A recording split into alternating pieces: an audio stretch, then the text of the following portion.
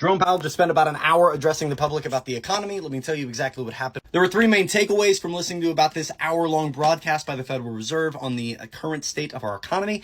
So I'm going to break them down so that you know exactly what's going to happen over the summer. Number one is we are going to see rates stay the same, and more than likely we're not going to see the two rate cuts that were initially projected off of the momentum of the December cut that was done by the Federal Reserve. 1 to 2 cuts this year were brought up many times, but it seems like they're backtracking a bit on that, so expect rates to stay around where they're at. If you look at the 30-year mortgage rate, that's about 6.8% today. Number two, we are going to have inflation. Jerome Powell brought up tariffs as a specific reason for it, but we are going to see inflation. This was admitted a couple times, that though they do not understand or know when it is going to impact the consumer, he said because of a great reason, because of how it is flowing to the consumer, that they're currently just kind of waiting and seeing. It could be a couple months, it could be a couple weeks, it could be even longer, but they are choosing to wait and see. Number three, he decided to talk about stagflation.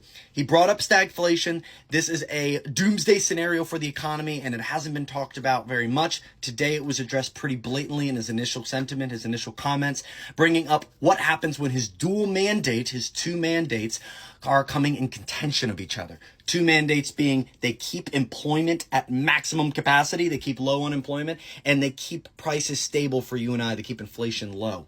Now, according to him, both are doing great. Both are doing fantastic, though prices are up pretty significantly over the past years, and many people believe the job market is weakening right in front of our eyes. Regardless, everything's great. And if they don't remain great, and both of these simultaneously begin to go up, previously mentioned we are going to see inflation going up, that if unemployment were to start ticking up with it, stagflation could be the result of it, and that's not good. And his exact words on if that were to happen were, we will take where we're at, assess it against where we're trying to go, and make a decision from there. And that was the end of it. The fourth takeaway that I wasn't expecting to hear about was AI job creation. That's right, job creation. He believes that based off of him utilizing AI, he was like, man, you get in front of this stuff and you're like, whoa, it's so capable. Based off of his sentiment, he believes that business owners will be empowered to be able to take on more staffing due to more production, and the AI will actually lead to a higher level employee, a more satisfied employer, and the AI will actually create jobs. I thought that was an interesting take. I thought there were a lot of interesting takes, and also about 13 questions that came at him that I thought were fantastic. I wrote them down, took my notes. I'll be breaking down and doing a live rewatch with you tomorrow on my YouTube channel if you're interested.